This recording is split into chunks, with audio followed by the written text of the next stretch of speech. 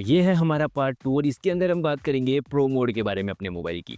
क्योंकि pro mode के ऊपर भी काफ़ी लोगों को डाउट रहता है कि उनको ऐसा लगता है कि प्रो मोड अगर हम सीख लेंगे तो हमारी फ़ोटोज़ पता नहीं कहाँ से कहाँ पहुँच जाएगी। लेकिन मैं तुम्हें एक चीज़ बता दूँ, ये वो सबसे कम चीज़ होती है जो एक मोबाइल फ़ोटोग्राफ़र अपने मोबाइल के अंदर काम में लेता है। ये शायद तुमने काफ़ी कम लोगों के मुँह से सुनी होगी, लेकिन मैं कह रहा हूँ, तुम 99.99% फ़ोटोग्राफ़र से जाके पूछ लेना, वो जब भी अपने मोबाइल से फ़ोटो लेते हैं तो अपने नॉर्मल मोड के अंदर ही लेते हैं। प्रो मोड के अंदर वो बहुत ही रेयर केस के अंदर जाते हैं, जब उनको या तो लॉन्ग एक्सपोज़र वाली फ़ोटो लेनी होती है या नाइट में फ़ोटो लेनी होती है। और नाइट में तो वो प्रीफ़र करते हैं कि अपना नाइट मोड ही यूज़ कर ले। ये मैं सही बता रहा हूँ आपको, या काफ़ी लोग मेरे से सवाल पूछते हैं कि प्रो मोड कैसे सीखना है, प्रो मोड कैसे सीखना है। नॉर्मली इंस्टाग्राम पे क्या चलता है, अगर कोई प्रो मोड के ऊपर वीडियो बना देगा तो उसकी वीडियो फटेगी, उस पे व्यूज़ आएँगे, तो हमको व्यूज़ ही चाहिए। वहाँ पे हमें कोई फ़ायदा नहीं हो रहा है उसके अलावा।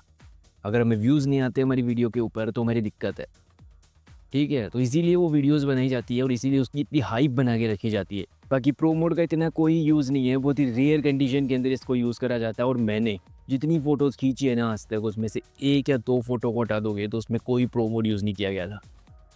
ये बस एक लिटिल डिस्क्लेमर था, तुम मेरे से नहीं किसी से भी पूछ लेना। मैंने जितने लोगों से बात की है आज तक, उन्होंने तो कभी इतना ये यूज़ नहीं करा है प्रो मोड। क्योंकि किसको चाहिए इतनी माथापच्ची, मोबाइल का प्रो मोड काम का ही नहीं है कुछ। क्या सेटिंग कर लोगे तुम मोबाइल के प्रो मोड में बस आईएसओ के अलावा? अगर आईएसओ बूस्ट हो रहा है तो आईएसओ कम कर लो, इसके अलावा कोई सेटिंग नहीं है उसके अंदर। एक वाइट बैलेंस का है जिसको दिखा-दिखा के लोग व्यूज़ छोड़ रहे हैं। इसलिए तुम थोड़ा-सा ध्यान रखना इसका, मैं तुम्हें बता रहा हूँ, पर्सनल बात है ये।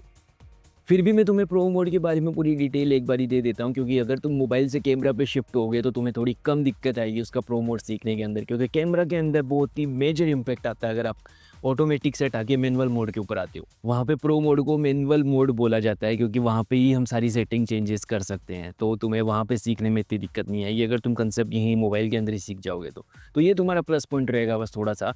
प्रो मोड हम इसलिए सीख लेते हैं क्योंकि हमें जब मोबाइल से अगर अपग्रेडेशन करना पड़े कैमरा के ऊपर तो हमें ज़्यादा दिक्कत ना आए। तो प्रो मोड के मेनली 3 मेन कंपोनेंट्स होते हैं, ISO, shutter speed and aperture, जो लाइट को कंट्रोल करते हैं हमारी फ़ोटो के अंदर। और हमारी फ़ोटो मेनली होती ही क्या है, लाइट।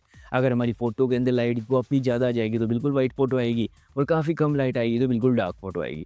और हमें क्या करना होता है कि एक्सपोज़र को बिल्कुल मेंटेन करके चढ़ना होता है। अगर आप अपने मोबाइल कैमरा के सेंटर के अंदर देखोगे ना प्रो मोड के अंदर, तो आपको एक ईवी का स्लाइडर दिखेगा। वो क्या करता है कि ओवरऑल एक्सपोज़र को एक्सप्लेन करने में हेल्प करेगा आपको। अगर मान लो आपकी फ़ोटो में कम लाइट आ रही है तो मतलब ईवी कम है, माइनस में है, तो मतलब आपकी फ़ोटो डार्क आएगी। और अगर आपकी फ़ोटो में हद से ज़्यादा लाइट आ रही है तो ओवर ब्राइट हो जाएगी, तो मतलब वो आगे की साइड शिफ्ट हो जाएगा।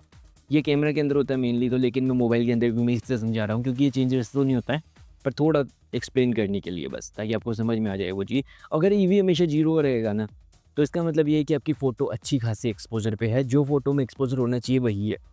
तो मेनली जो लाइट को कंट्रोल करने के 3 मेन कंपोनेंट होते हैं, ISO, shutter speed and aperture. Aperture हमारे मोबाइल कैमरा के अंदर फिक्स होता है हमारे लेंस का, हम उसको चेंज नहीं कर पाते हैं, तो हमारे पास 2 ही बचे, आईएसओ एंड शटर स्पीड। इसको समझाने के लिए मैं तुम्हें एक सिंपल सा एग्जांपल देता हूँ जिसकी मदद से तुम्हें बिल्कुल आसानी से ये चीज़ समझ में आ जाएगी। लेट्स सपोज कि एक कमरा है जो बिल्कुल डार्क कमरा है, जिसके अंदर लाइट आने के केवल 2 सोर्स हैं। एक तो गेट जो आपने लगा रखा है, दूसरा इनबिल्ट बल्ब जो हमने अंदर फिट कर रखा है। अगर ये 2 सोर्स नहीं होते तो इसके अंदर लाइट कभी आती ही नहीं। ठीक है, इस तरीके से एक बार समझते हैं। तो गेट हमारा क्या हो गया, शटर हो गया, शटर स्पीड हो गया जो हमारे कैमरा के ऊपर आती है। तो हम क्या करेंगे, मान लो मैंने गेट जल्दी से खोला, जल्दी से बंद कर दिया, बहुत कम लाइट हमारे कैमरा के अंदर आएगी। लेकिन मैंने गेट लंबे समय तक खोला और फिर बंद करा तो काफ़ी ज़्यादा लाइट हमारे कैमरा के अंदर आएगी।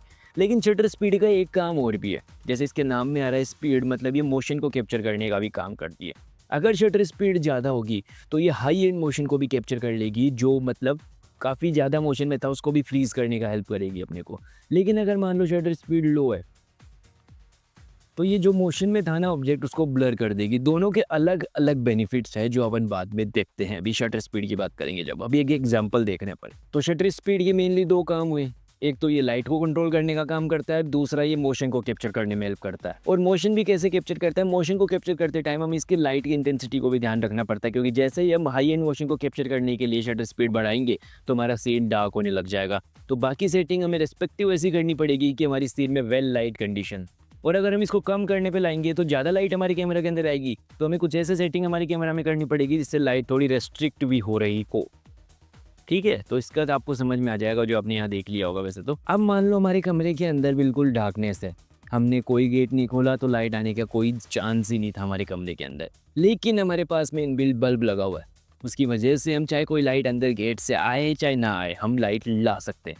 उसी तरह काम करता आईएसओ। आईएसओ क्या है, हमारे कैमरा के सेंसर की सेंसिटिविटी है, जिसकी मदद से हम आर्टिफिशियल तरीके से हमारे सीन के अंदर लाइट ला सकते हैं। जब आजू बाजू लाइट कम हो जाती है ना, तो हम हमारे आईएसओ को बढ़ा के अपनी सीन के अंदर लाइट ला सकते हैं। और वो लाइट आती कहाँ से, वो सेंसर की सेंसिटिविटी है। सेंसर आर्टिफिशियली जनरेट करता है वो वहाँ पे पिक्सल्स को। इसीलिए जब भी आप आईएसओ बढ़ा के फ़ोटो क्लिक करते हैं ना, तो सेंसर के जो पिक्सेल्स होते हैं ना छोटे छोटे, वो ग्रेन्स हमें हमारी फ़ोटो के अंदर दिखने लग जाते हैं। इसीलिए हमें हमेशा कहा जाता है कि अगर हमारे पास में हाई एंड कैमरा नहीं है तो आईएसओ को मिनिमम से मिनिमम रखने की कोशिश करो, उतनी बेहतर से बेहतर तुम्हारी फ़ोटो आएगी। तो ये जो 2 कंपोनेंट जिनमें सबसे ज़्यादा दिक्कत आती है आप सभी को, मैंने बिल्कुल इसी तरीके से समझाने की कोशिश की है। ये जो 2 कंपोनेंट थे इनको समझने में सबसे ज़्यादा दिक्कत आती है, तो मैंने बड़ी आसानी से आपको समझाने की कोशिश की, जिसकी मदद से आपको आसानी से समझ में आ सके। उसके बाद में हम बात करते हैं वाइट बैलेंस के बारे में। गूगल एक बड़ी सिंपल सी डेफिनेशन देता है वाइट बैलेंस की। अगर हमारी फ़ोटो के अंदर कोई भी वाइट कलर है, जैसे इधर पीछे दिख रहा होगा आपको, कोई भी वाइट कलर है तो बिल्कुल वाइट दिखना चाहिए, ऐसा वाइट बैलेंस हमें सेट करके रखना होता है। वाइट बैलेंस को हम कलर टेम्परेचर से भी समझ सकते हैं। कलर टेम्परेचर का मतलब जैसे मान लो टेम्परेचर ज़्यादा होता है तो येलो येलो कलर का टोन आता है, और जैसे टेम्परेचर कम होता है तो थोड़ा ब्लू कलर का टोन आता है। उसी तरह जब हम वाइट बैलेंस को बढ़ाएंगे तो थोड़ा येलोइश टोन आ जाएगा। ऐसी फोटोज़ इसको हम कब बढ़ा के रखेंगे, जब हमें सनसेट की फ़ोटोज़ कैप्चर करनी है।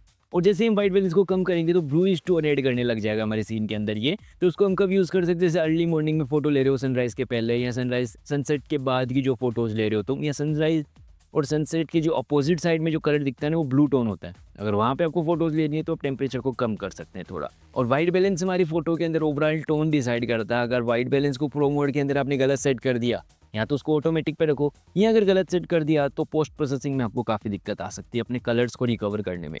क्योंकि मोबाइल के अंदर इतना ज़्यादा सेंसर इफेक्टिव नहीं होता है कि आप पोस्ट प्रोसेसिंग में सब कुछ सेट कर लोगे। ठीक है, उसके बाद में बात करते हैं फोकस के बारे में। फोकस हम जनरली मैनुअल पे नहीं रखते हैं, ऑटो पे ही रखते हैं, क्योंकि फोकस ऑटोमेटिक कर लेता है अपना मोबाइल। एआई आ गया है तो इतना तो कर ही लेगा अपना मोबाइल। लेकिन अगर मान लो आपको कोई ऐसी वीडियो बनानी है, फ़ोटो लेनी है, जिसके अंदर आपका एक सब्जेक्ट के ऊपर फोकस फिक्स रखना है, या आपको बिल्कुल पास जाके फ़ोटो क्लिक करनी है, तो इस स्लाइडर को आप बिल्कुल ज़ीरो पे ले आओ। उसके बाद में जितनी पास आपका मोबाइल फोकस कर पाएगा ना, उतना पास पे फोकस पे आ जाएगा वो। मतलब उस फोकल प्लेन पे आ जाएगा वो। अब ज़्यादा टेक्निकल नहीं जाता मैं, ठीक है? मैं नॉर्मल बता रहा हूँ कि वहाँ पे वो फोकस आ गया है, तो वहाँ जाके तुम फोकस कर सकते हो और अपनी फ़ोटो ले सकते हो। ज़्यादातर तो इसको वीडियोज़ में यूज़ करा जाता है, क्योंकि एक जगह फोकस लॉक कर दिया सब्जेक्ट के ऊपर, फिर बाद में कहीं पे भी मूव करो तो वो फोकस हट नहीं रहा है। वो सबसे इंपॉर्टेंट चीज़ हो जाती है, लेकिन ऑटो फोकस काफ़ी बढ़िया काम कर देता है। अब लास्ट एक ईवी का स्लाइडर आता है, जो मैंने पहले भी एक्सप्लेन कर दिया है, लेकिन फिर भी मैं तुम्हें बताता हूँ। ईवी क्या है, जैसे नॉर्मल कैमरा के अंदर अपन टैप करके ऊपर करके स्लाइडर ब्राइटनेस बढ़ाते हैं या कम करते हैं ना, उसी तरह है। अगर आपको मान लो कुछ भी सेटिंग चेंज नहीं करनी है, लेकिन ओवरऑल ब्राइटनेस आपको थोड़ी कम चाहिए, तो अब ईवी का स्लाइडर नीचे ले आओ। अगर ओवरऑल ब्राइटनेस आपको थोड़ी ज़्यादा चाहिए तो ईवी का स्लाइडर ऊपर ले जाओ, बस आपका काम हो जाएगा। यही एक मेन काम है ईवी का, इसके अलावा कोई काम नहीं। ब्राइटनेस कम ज़्यादा डायरेक्ट कर सकता है ये, बिना सेटिंग्स को चेंज किए। ईवी का स्लाइडर वैसे मोबाइल वगैरह के अलावा तो कैमरा में भी आता है, कैमरा में ज़्यादा यूज़फुल है। जैसे मान लो मेरे को प्रो मोड नहीं यूज़ करना आंदा, मैनुअल मोड यूज़ करना नहीं आता कैमरा का, लेकिन मेरे को चाहिए कि ऐसे सीन है तो इसमें ब्राइटनेस काफ़ी ज़्यादा थोड़ी कम चाहिए। ऑटोमेटिक मोड इतना भी इफेक्टिव नहीं होता, थोड़ी कम चाहिए, तो फिर डायरेक्टली मैं कम कर सकता हूँ ये के स्लाइडर से।